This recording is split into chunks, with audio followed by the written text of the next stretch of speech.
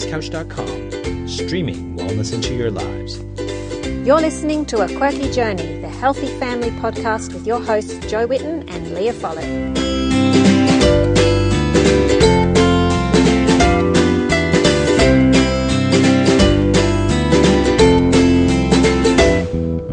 Welcome to A Quirky Journey. Join us as we share our family's journeys to good health. You'll find plenty of inspiration, tips and recipe ideas, as well as stories from everyday people who've struggled and overcome health problems and diet challenges in their own families. I'm Jo Whitten, author of the blog and book Quirky Cooking, and I'm here with my friend and co-host, Leah Follett. Hello, Leah. Hi. G'day, how are you? I'm good. Had a good day? It was a busy day. Lots of homeschooling, lots of reading for myself, nice. And lots of podcasts. So listening to podcasts, not doing them, and folding and ironing, washing at the same time. That's a good way to do it. Very good. It's less painful that way. Yes, that's right. Got to have something to listen to while you fold it. I just fobbed that job off to my daughter.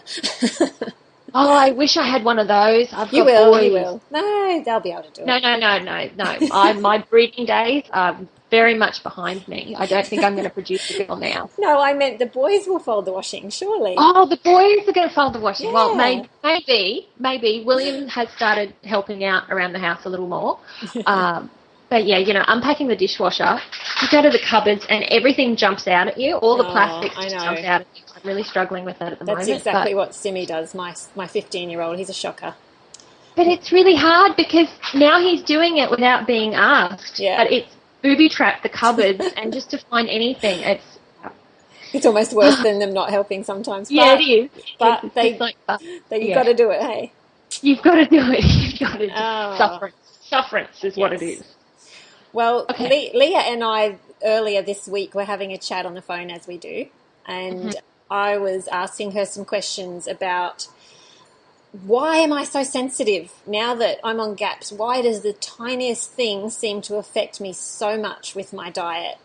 My kids have asked me this too, like, well, Mum, how come if this diet's supposed to be good for you, a little bit of fruit makes you sick or a little bit of this makes you sick and it never used to. So we're not getting better, we're getting worse. This kind of question, sometimes they ask me this and I thought, well, this would be a good one to discuss because I know it's sometimes discouraging for people when they've taken a heap of stuff out and then as they put things back in, it seems to cause them to react. So we thought we'd have a little chat about this and Leah can share her wisdom. Right. Share my wisdom. Well, personal experience. Let's go with that. I'm not sure that it's wisdom, but personal experience. It's still wisdom. Oh, well, yes, okay. So I've got a few theories about this and it sort of ties in with the things that I've read and themes and in talking to, other clients that I've got and how they feel, but mostly coming back to what I went through. And when you start going through a GAPS diet, you are essentially, I think for the most of it, you've got little finger-like villi inside your stomach, in your lining, and they're just like fingers on your hands, and the outside of each little finger as it runs down to the palm of your hand and back out again, that creates the surface area on the inside of the stomach, and that's where you get the surface area for absorption. And if it's damaged, you've got less surface area for absorption, so you're tired and run down. You might have holes in there, which are the damage or the tight gap junctions, which allow proteins to go through into the bloodstream and then cause massive histamine responses, and then that's the allergy side of it coming in. But for the most part of it, what I think it is that after a period of time, especially with GAPS, you've taken out all the starches and all the grains and all those other things, and you've given your tummy some time to start recovering. And in doing that, you've reduced the amount of inflammation in that area. You've started growing new villi, so new contact surfaces, and their sensory sites are more receptive to what's going in. So with doing all of that, I think the body is more sensitive and you are more aware of what's going on. You can monitor it more, and we spoke about it earlier in the week, and I think I explained it using my sheep station analogy. Okay. Do you remember that? I can't remember. You can't remember that? You didn't listen to me? Oh, you've forgotten already. Well, you tell me again and then I'll probably remember. Tell you again. Okay. So do you remember I was telling you that out in a sheep pen, you've got sheep going through a grid, and you open up the gate and you can put 1 sheep, 2 sheep, and you can count them and you can write them down and you can identify what sheep it is. You can check the tag, you can mark it, you can do all these other things with it, really process it and take stock of the situation. But if you open too much of the gate too fast, you just start to getting a flood. So you end up getting 3 at a time or 4 at a time, and it just passes over into the bloodstream, as far as the gut. So you've got the undigested food proteins passing into the bloodstream, but there's so much going on, the body doesn't know what it's supposed to be doing. And just like counting those sheep, you end up with a whole mass in the other side of the sheep pen, and you don't know what you've got, and you haven't got a chance of taking stock of what's going on. Yes. And that's the best, giving you an overall visual. That's what I think is going on with the body.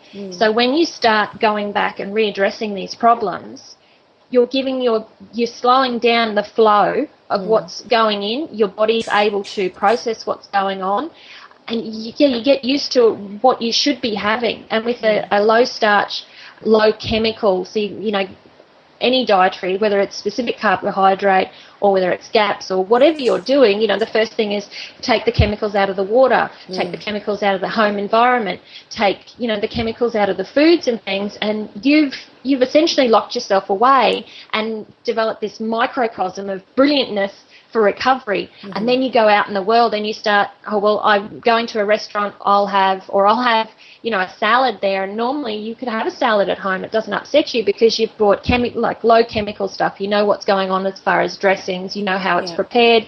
You know if it's rinsed in filtered water, and all that other sort of stuff is going on.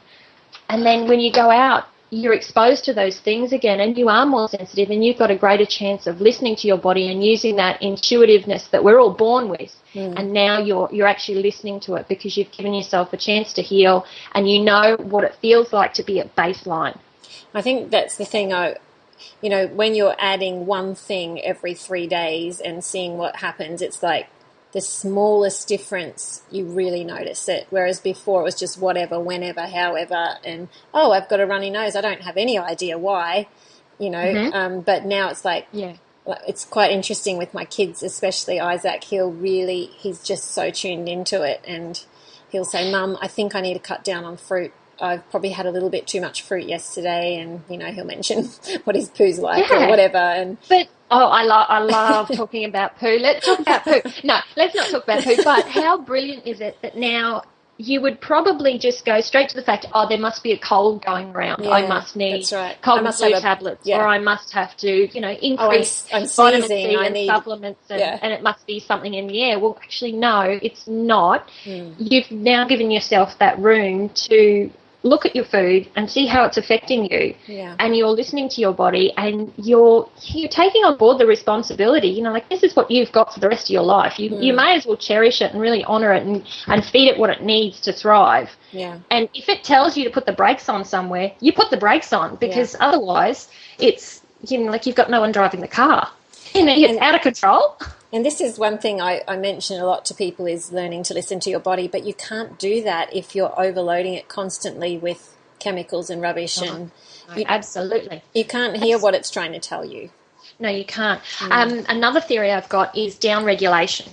So the way I explain it is that with down regulation, you get used to, or you build up a tolerance to something. So, for me, it was coffee. Yeah. So 10 years ago, I thought I was fit. We would go to the gym daily, if not twice daily, because that was our whole epicenter of community, and that's where our friends hang out and did all of that. But I'd get up in the morning and I'd have a coffee in the car on the way to the gym. That was just to wake me up. I'd have a coffee at the gym because my belief was that I needed to boost my metabolism and burn fat faster.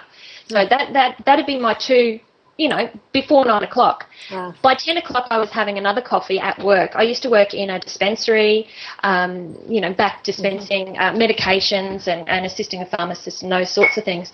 So then I'd always have a coffee next to my desk. So that'd be like 3 by 11. I'd have coffee at lunch, which was usually a cappuccino.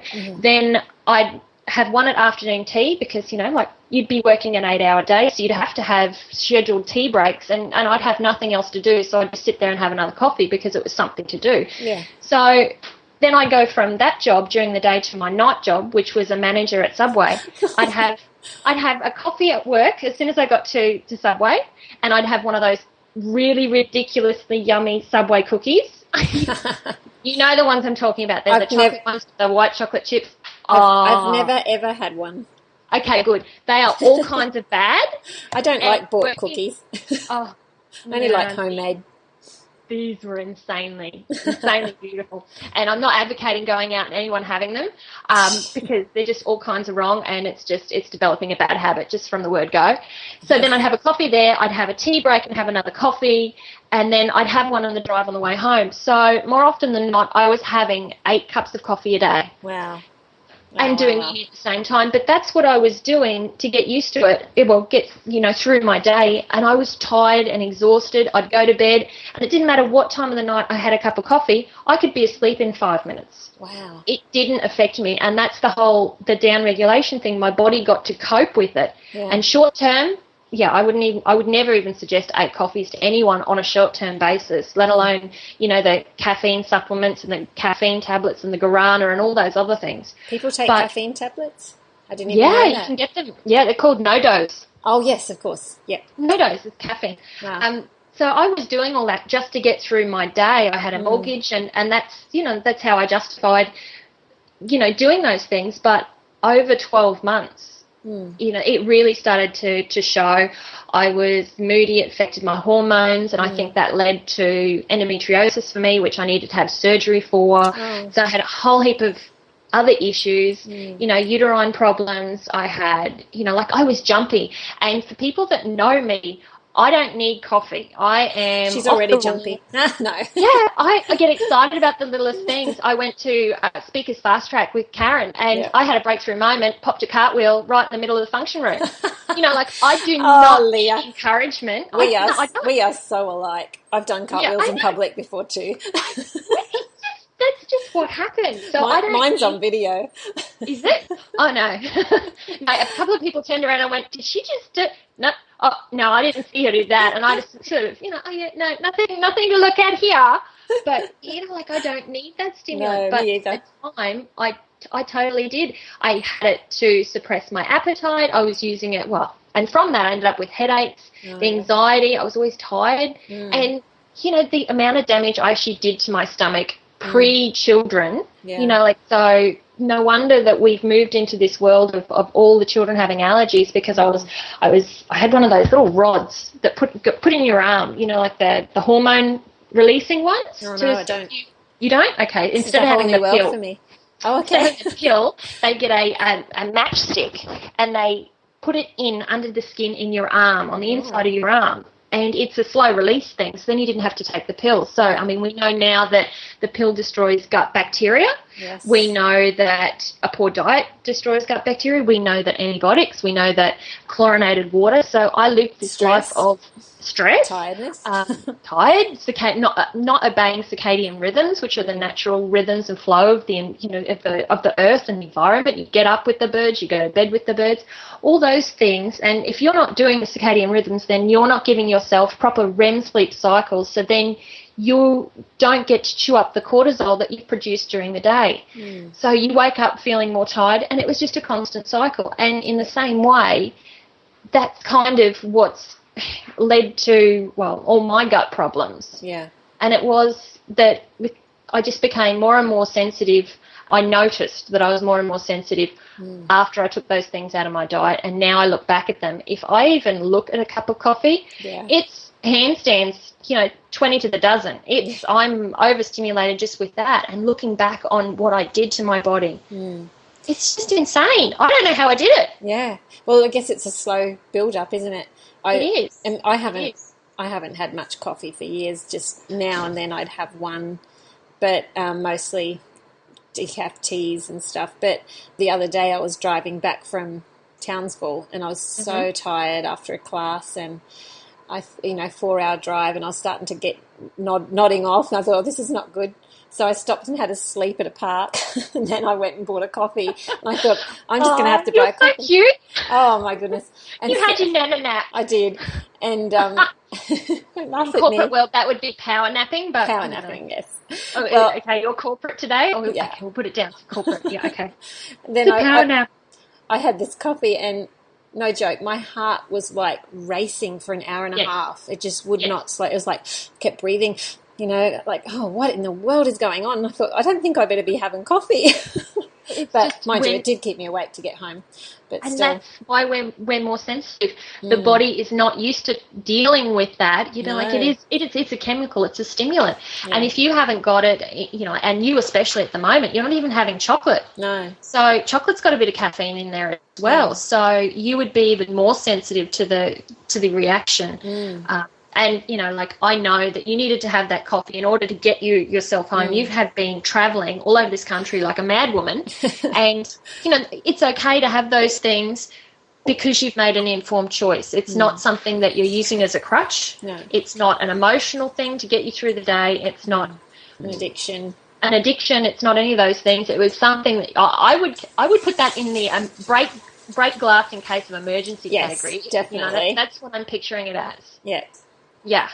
Yeah, got you through the hard time and got you home safe. Got me home. Yes. So what have you done to support your body with all these changes? Okay, all right. So with all the changes I went through. Okay, so I like the use of other modalities. I really like the whole health team. I like everyone in my corner. I like to know that I've got the support there, and I like to know that, if one thing's not working, then I've got other people that will step in and take charge over those things. So in order to support the body, especially with, those sensitivities, and I know that you've had a little bit of a problem with, your histamines and things like that going onto the GAPS diet. And you can always rely on, say, a naturopath or a homeopath to provide supplement in the form of like natural herbs and then teas and things like that you can get from a whole food store just to support your body through those times. I have never used an immunologist, but they are all part of desensitizing the immune system. What does an immunologist do exactly? Well, I don't actually know because I haven't used one. No, neither have I. No, I haven't used one. I haven't had to go down that road. But Some people find them handy.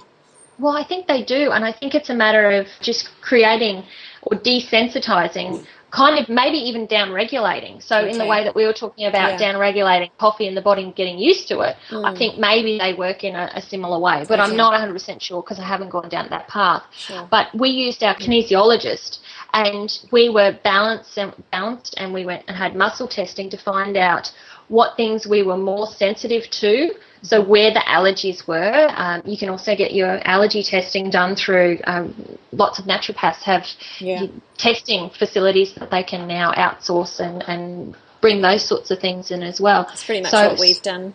Yeah, just supporting the body, just making sure that, because there's only so much I can do in the kitchen, even as a health coach. I can't suggest any of those things.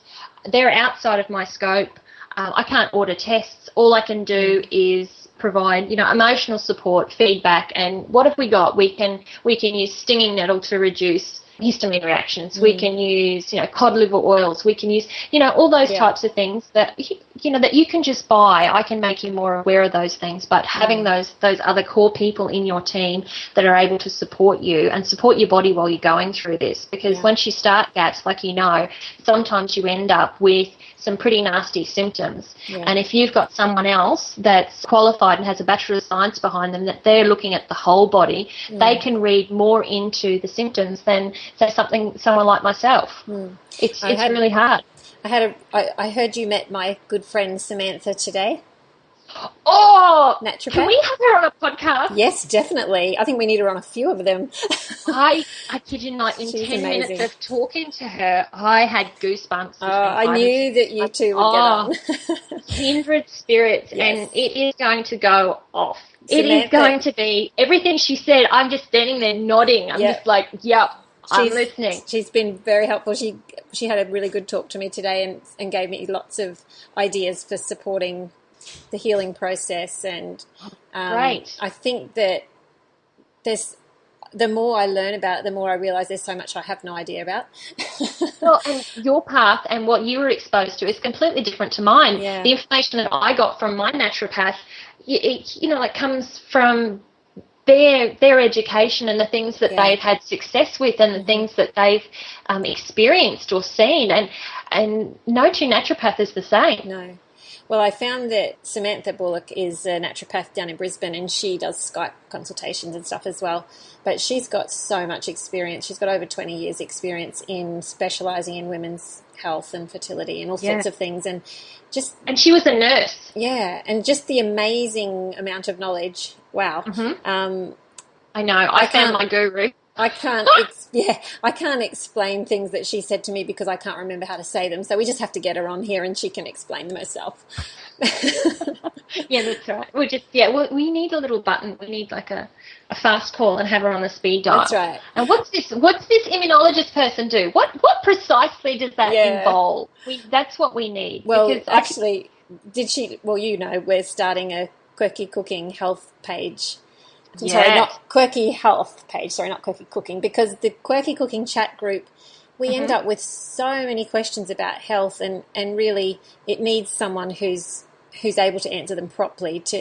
It gets a little bit too safely. Someone that's actually got that training. I'm sorry. Oops, Siri's what talking did to you press? me. Siri's automatically talking to me. I'll just tell Siri to be quiet. Be quiet, Siri. It's plugged in, that's why. it thinks I called it, but I didn't.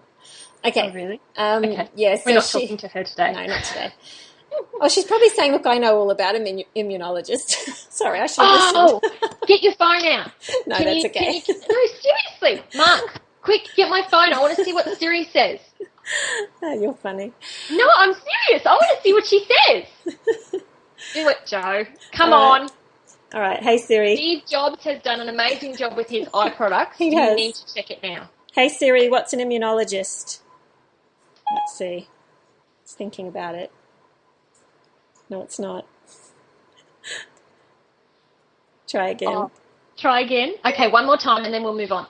Hi, Siri. What's an immunologist? No, it doesn't. It's shy. Doesn't. See? I didn't know. Siri doesn't know. The immunologists of the world out there are going to be really upset that Siri doesn't know. They just didn't get acknowledged.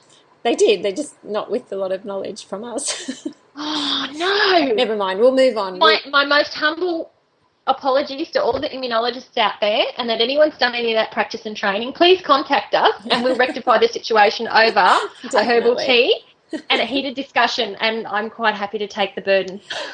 Blame. It's me. It's my fault. No. Oh, dear. That would have been so funny. It would have. All right. So we should talk about how that we can support ourselves with our journey, how you can support yourself, because obviously we have, I meant to mention. So we have a naturopath, health coach, which is you. I've had a couple of GAPS practitioners contact me to give me advice and help out, just kindness of their heart. Oh, that's beautiful. Yeah. That's a doctor, a psychologist, this and this. There's just all these, chiropractor, of course. So many people that come together to help. But you do have to, obviously, there's some things that you have to do on your own. So maybe we could talk about some of those things. Yes, certainly. Okay, so I think everyone should really be aware that every person's recovery is different. Definitely. And you have to adopt the diet for the situation and what resonates with you. And sometimes it's not black and white, even in a GAPS protocol, even in a specific carbohydrate diet, even in the paleo world. There are different shades of where you've got to be. So once you start cleaning up your diet, you stand a chance at being able to listen to that innate little voice in there that's been screaming at you and just being drowned out by the toxins and the chemicals that we've been, in contact with for such a long, long time. And the more you clean that up, the more you stand a chance of healing yourself, which is probably the first thing. And everyone has a choice over what they put into their body and what they choose to put on their body. Yeah. So I think that's probably one of the most important and empowering parts of that we do have a choice. Sometimes you just need to accept that some of the foods just aren't foods. There are foods out there and frankenfoods, and we've spoken about those before. And it's just not right that they're available and they're marketed as foods. And sometimes they're marketed as natural. Marketed as natural and marketed as with health-giving benefits. It doesn't matter who you are. Like working in a chemist, we used to have I can't even remember what it was called, but I would stand there and I would talk to people that were morbidly obese over using these shakes for breakfast, lunch and dinner. And I think one was a strawberry flavour, one was a chocolate flavour, we had a vanilla, and then they'd have a tomato soup. And it was in a packet and you just add water, and that's what I was recommending these people were put on 10 years ago. It's gross, isn't it? They came in with a prescription but I was explaining them the premise behind that. It's just soul crushing that was made in a lab, and that is supposed to provide more nutrition and more health-giving properties than what you could do if you just started reading the labels yourself and started eating real preparing food. Things from scratch in your kitchen. And it doesn't have to be hard. If anyone jumps on my website and has a look at my recipes, I mean, man, your recipes are amazing. Aww. They just are, and your photos, and it just sings, and it's just right. Mine are just helter-skelter. This is what I do. It's hard, it's fast. Now, come on, look at that chocolate mousse. That is awesome. I can't wait to make that. I'm still waiting to make that. You put it all in the Thermomix, and you turn the Thermomix on, and then you put it in a cup and eat it with a spoon. That's what that's about. But that's the kind of recipes we like. Yeah, but at the end of the day, they're still real foods, and they've got 5 ingredients in them. Yep, not 200. Cooking doesn't have to be hard. And I find that's one thing that I find a lot of times people feel like if they're going to eat real food and whole foods, it's just going to be too difficult and it's going to be all day in the kitchen. But really, it's so simple. It's very simple foods. And I find that my cooking is actually simplifying more and more. Instead of getting more complicated and more gourmet and more whatever, it's getting more simple. And I'm sure that there'll be times where I can do the whole gourmet thing and the whole fancy thing, and maybe at Christmas I'll do a bit of that with what I can have. But at the moment, I'm quite enjoying the simplicity. It's not hard. But it gives you time back out of the kitchen as well. Yeah. If you're not having to... Once you can have those things. Once you can have fruit and vegetables... Yes. It's so much easier. So much easier than having, obviously, the broths all the time, and you've got some sort of sustaining power and the energy that you're getting from your food, because, the gut bacteria produces energy of its own, and you can absorb the energy and all those other things, so you don't need to eat as regularly. Yeah. It just gets you out of the kitchen, and if you're not then having to, go through all these amazing steps to produce this, and it's special food for special occasions. And I think that, I've felt prey of it. I started introducing, the gluten and dairy-free treats and even the paleo treats. When I started on my journey, I would rely on those, not realising the amount of nuts and seeds and nut cereal with nut milk and the sugars and the honeys and the agave and the stevia. And I thought they were all health-giving things. Yes. But at the end of the day, they really are just treats. And I think, and where we are, for my family at the moment, it'll be leftover meat from the night before or some bacon, eggs and some salad for breakfast with sauerkraut. Yep. Lunch is more veggies and a little bit of meat. And then dinner is the same. And it's just that meat and 3 veg, but we just keep changing up the veg so we've got variety. But there's no fancy snack foods. There's no slices and biscuits and cakes and those sorts of things. And they're the things that get you back in the kitchen, licking the spoon because it's just so delicious. Yeah. And it's really hard to stay away from. Yeah, you can't. But they're the things that work against you as well. They're the things that are still causing irritation to that gut lining. And that's because I was raised in a family where my mum always baked. Like every time you walked in the door from school, there was something fresh, hot coming out of the oven, biscuits or cake or something. Hey, Jo, I love your mum. Yeah, I know, but don't go and live there because it's not a good idea. No. Can we change her? Can we switch her to well, what we're working doing? on it. And then she can do the amazing things, and I'll just breeze into the kitchen. What's for dinner? I would love to do that. Oh, she's always been very good with all the dinner things too. And she does really help me out with whenever I'm away. She makes the broths and the Gaps food, and she does all that for the kids. She's awesome. Yeah. But because I was raised with that constantly baking thing, I just took it up and ran with it, and I loved baking. And so there was always something like cakes or biscuits or slice or whatever in the cupboard or fridge, always. And so when you live like that, you are in the kitchen more, and you're eating way too. And now, just looking at how we eat now, and how excited the kids get if I make one little treat once a week, and that's all they need. I just look back at my old self and think, what was I doing? Well, it's but it's more... the same way. You were born with that gift, and you are the Thermomix lady. That's an amazing thing. So, in changing your diet, I really hope that you still stick true to the fact that you can do miracles in the kitchen, and you are there as a source of inspiration for everyone in the kitchen. But I think I was focusing too much on treats. That's the thing, and I think that I've really got to be careful not to do that once I can have everything again, if you know what I mean, or just about everything. I've got to be careful not to fall back into that trap myself. And I always said to people, I know it looks like I eat this stuff all day, every day, because I'm always posting about it, but it's actually, I'll have a little bit and the rest goes to everyone else. And like the whole of Malanda. Yeah, just the whole Shire, the whole Atherton Tablelands. It's like this constant kitchen. It's like a Dr. Seuss kitchen. People in and out. And it just keeps pumping out. I get these little people walking in one door with empty tummies and walking out the other door with these great big exploding tummies. Yeah, satisfied. But if I'm doing recipe testing or something, then I just give a lot of it away now, because I just don't want to be falling into that trap of eating it all the time. It's just, yeah. That actually leads us on to like health compromising activities. Yes. They're the activities that aren't the best choice for you, but you do them anyway because it's socially required.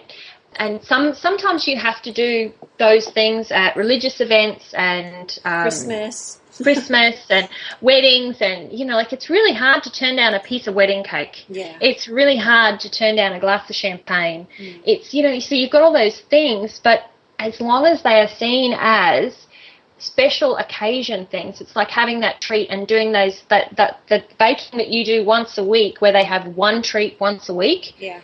That's okay. It's when you're having a treat at morning tea and a treat at afternoon tea, and then you're having a dessert as well. Yeah, and that's how we used to be.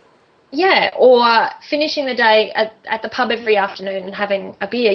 I could understand going to the pub on a Friday afternoon to signal and have a relief that that's the end of the week and you've done it and you've survived, and to get you into the mode of the weekend and It's a brilliant thing to be able to do, and for a lot of people it's part of their community. I live across the road from a pub, and that's where everyone goes, and I kind of feel a little out of touch with them because I don't. Like, my front door is the front door of the pub. Oh, no. And if I was a drinker, it would be, I could roll across the road and home, but and that's where the community hangs out. So I'm kind of like, do I bend to accommodate and be accepted, or do I just keep on my merry little way and just catch up with them in my own time, in my own reasons, in my own terms? That's definitely what I prefer.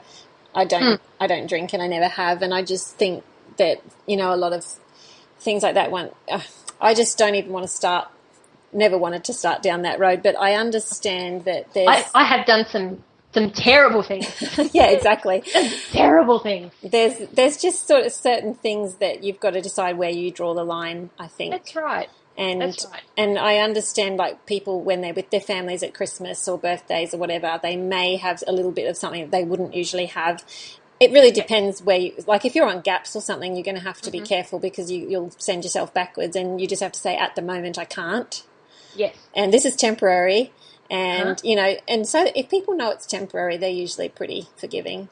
That's right. You can always have Christmas in July. That's right. I liked your blog post about Christmas. That was good. And did you? Yeah, and I did a webinar about it today, but by the time this is posted, it'll be way past Christmas. Oh, really? Oh, okay. Yeah. Well, so we won't talk about Christmas. That's universal business. That's not my business. That's fine. Christmas hasn't happened yet. No. That's great. What else could we sort of say? We could having an empowered no, I suppose, is what leads us on to. Definitely, because if you know why you're saying no, is that what you mean? Yes. Yeah, because you're saying no for the right reasons, and you're right. saying it from a place of love and respect. Respect to the person. That's really important. You don't want them to feel bad. No. And also respect to yourself. It's not about judging them for what they're doing. It's about this is what I need to do for my health, and this is what I'm working on, and this is why. If you feel like you need to explain yourself, sometimes it's just like, oh no, thanks, and leave it at that. But other times it's like, well, I just can't, because if I do, it's going to send me backwards, and I'm trying to do this elimination diet. Well, I find that sometimes it's a good way to explain it if people don't understand. Just say it's like an elimination diet, and I have to bring things in slowly, or it makes me sick, and I need to know what's making me sick, so I have to do it very slowly, so I can't have any of that yet. Thank you. Yeah. I look at people and I'm like, do you want to know the real reason why I don't drink? I'm like, I still do. So there are certain times where I love the Thermomix makes a really good margarita. Like you put the crushed ice in and you do the lemon, and it's all like an icy slushy thing with it makes a really good margarita. I really, really appreciate that. But I only do it twice a year. Yeah. But I do it for my reasons, and if it's not in those two special occasions that are just for me, and someone's offered me a drink, then I'm just like, all right, do you want to know the real reason? Do you want the long reason or the short reason? The short reason is I just, it's something I'm not doing at the moment because of my health and whatever. And if they want the long reason, then they get the whole microbiome talk. Yeah. And it's just like, you can see them edging towards the door, and I've been there 40 minutes and I still talking. Or they drag someone else in and go, here, meet my friend Nicola. It's like, hi, we're talking about the microbiome, and now you are too. So if I get hassled, that's when I go into the long talk, and I get quite passionate. But I generally try not to do that to people. Okay. The other brilliant thing that I've also learned along the way is the bucket analogy. Yes. I'm visualizing a little red bucket, and you know that in that bucket it's only going to hold so much water, and or so much sand, or so much of whatever you want to put in it, chocolate mousse, whatever. Oh, you're so funny. I was just thinking chocolate. You were thinking chocolate mousse? Oh, simpatico. We're samesies. So you know that bucket can only hold so much, and then it's going to pour down the sides, and it's not going to be happy. It's not going to be good. But there are other things you can do to reduce the load in the bucket. So if you're cleaning up the chemicals that you're wearing, your deodorants, the things you're cleaning your house with, going back to bicarb vinegar, reducing your stress. It's so easy to sit there, close your eyes, and just take, like a few deep breaths and practice some mindful breathing or some heart breathing, and bring back that panic and stress that you've got going on in such a chaotic day. You can bring that down and bring down that load, and regulate, sleep, and start supporting the endocrine system, which is essentially every hormone in your body, the hormones that make your heart pump, the hormones that make your muscles contract, the hormones that the menstruation, and like everything. You can start to honor yourself and start to listen to those things, and include spirituality and creativity in those things. And the more of those good things you put in, the more that water level in that bucket, or that the mousse level, the chocolate mousse level in the bucket, the more it reduces, and that means you've got that little bit of extra play. You shouldn't have used mousse, because we don't want that to reduce. Just use water. Okay, you'd be quite happy with a bucket overflowing of mousse. Yeah. Okay, cool. Okay, so let's stick with water. But if you do all of those things, and you start bringing in, like every morning, Mark and I get up and we do some creative writing, and that just sets the day. And we do, I've got my own little personal mantras that I go through. So I'm still working through my own things. I've got a few, still little mental blocks that I'm trying to undo. But the more I can be happy in the spirituality and creative side, and either talk to God or nature or the universe, and actually get out there and touch the ground and be a part of it, it seems to reduce that water level in the bucket. So then if you're at a social after work and you have a glass of wine, then it's not going to put you and explode the bucket, and you're not going to end up in the bathroom with diarrhea or any of those other lovely, charming things that then we go through, because we've done those health compromising activities, or those things that undo our good work for good reason. it just gives us more play, I suppose, a little bit more flexibility in the arrangement. I find one of the most simple things for me is when I'm feeling really overwhelmed is just to get a cup of tea and go and sit outside in the sunshine and just sit. And Good girl.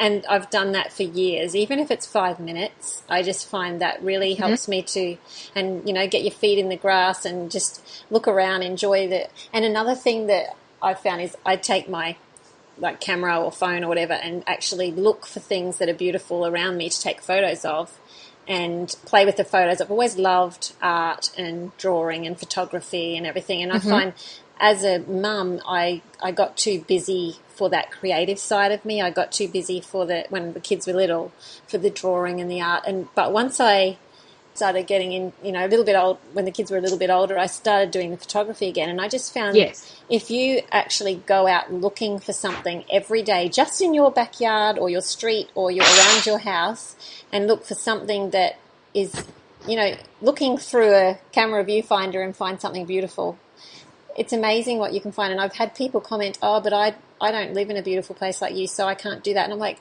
wait a minute, there's the most beautiful tiny flowers in the grass. There's awesome clouds in the sky. There's always something. And there is. And just to be humble and grateful for those things. Definitely. But something so simple I've found really brings my stress levels down. And I do pray a lot as well, and that helps. And, waking up with prayer and things just really helps me. Interesting.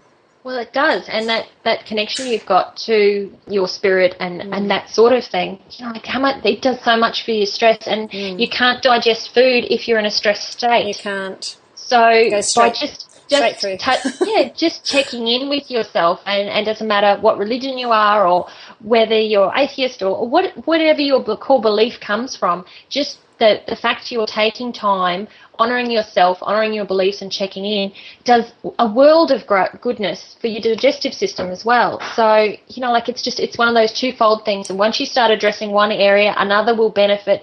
You'll end up listening more and feeling more, and that intuition, that will just start flowing back. So, then you'll just, you'll be in charge of your own health, and you'll be, the one leading your little health community that's going on, and you'll be able to give them the feedback. You'll be able to say, hey, this doesn't feel right, or I don't like how I'm feeling on that. Let's try something else. I just think, especially for mums, if you're not having time to relax and get rid of that stress and overwhelming feeling, it's going to really impact on your kids, and you'll find that the more you really find that the more stressy you are, the more angry they are, and then it's all fighting and the kids are fighting, and then you look at yourself and go, oh, wait, I'm the one that started this, I'm stressed. Yes, so totally. Just to stop, let's go outside, let's go for a walk, let's have a picnic, let's read a book together, calm that things reset down. Button. Yeah, and a picnic is a good one because, the kids will help chop up the food, like, we used to always do raw veggie sticks and make little meatballs and just go and spread a blanket in the backyard and all sit out there together. Just little things like that. Yeah. That's all part of good health. It is. It is. Absolutely. It's not just what goes in. It's not what you're eating. It's the whole. It's everything. It is. And it's not just the following the naturopath's advice and the doctor's advice and all the other things, which it is that as well. But it's just little things that you can do very simply to help your family, and I think that's important as a mum. That's part of our role. Well, totally do, and to take stock and being able to do those things. And I just have to acknowledge you. You are so amazing with this, and just recognizing that these are the steps that I need to take and do. You're really blessed in that place. Thank you. That's a beautiful place, because a lot of us don't have the time, or don't have, with everything else going on, it doesn't even occur to us that would be a contributing factor, because we're behind the pump, we've got the pressures on, the loads on, and just being able to take a step back and just have a breathe and just go with it. Okay, let's reset, and then we'll go in a different direction. I'm very impulsive, and if I suddenly think, right, we need a break, I'll just say, everyone in the car, we're going to the lake, or, we're just going to go for a swim at the waterfall or whatever. And it's just, I think the problem is in our lives we get so busy that we can't do that kind of thing. Mm-hmm. And we've got to make room in our lives for a bit of that spontaneous flexibility. I think that's really important, and it is a blessing to be able to homeschool because you can do that kind of thing. Yes. Yeah. Yes. Oh, brilliant. Can we possibly discuss that? Okay, so everyone's on their own journey, everyone's running their own race, and I really hope that everyone is starting to see, no matter where you are on your journey, it took so long for your body to break down and to be showing you these symptoms, that it's going to take at least that long, hopefully not as long as that you've been living, if you've had illness your entire life, but it's going to take a long time to recover, and none of these things is going to be a quick fix or an enabling you to, jump leaps and bounds and move ahead. Even in my own self, it's, I've been doing this time of this adventure for such a long time, and there's still the things that I'm tweaking along the way, the things that I'm working through. And you can't look at your neighbour and you can't measure yourself by your neighbour, even by a blog that you're reading or a book. You can't see the whole story anyway. You can't, and you can't see what they've got going on behind the scenes, and you really have no idea. And for a lot of people, they don't share that either. No, and they don't open up, and they don't share the bad stuff and the hard days. And no, of course not. No. So you just run your own race, blinkers on, and you just take it days it comes. Yeah, that's right. You can't heal overnight. Yeah, and I think that is a very good point about, like, even people look at me and say, "Oh, you're a super mum, you do all that," and I'm like, "No, they have no idea, that my kitchen's a mess, the washing's not done, there's always we're just normal people." And, the last year has been really hard for us, even though it looks like it might look like I've got it all together. We've had major issues with Isaac's health, and it's been so hard. It's been such a struggle, but you put on your brave face and you don't want to hassle everybody about all your troubles, because it's no fun hearing someone whinge and complain all the time. So you just put a smile on and only tell your close friends, really. Yeah. So I think it's important to remember that, everybody's going through their own journey, and recovery isn't instant, and it isn't, like you said, it isn't overnight. It's something that you've got to work through, and just be aware that other people are having troubles too, and they're working through them as well. They just don't always tell you. Yeah.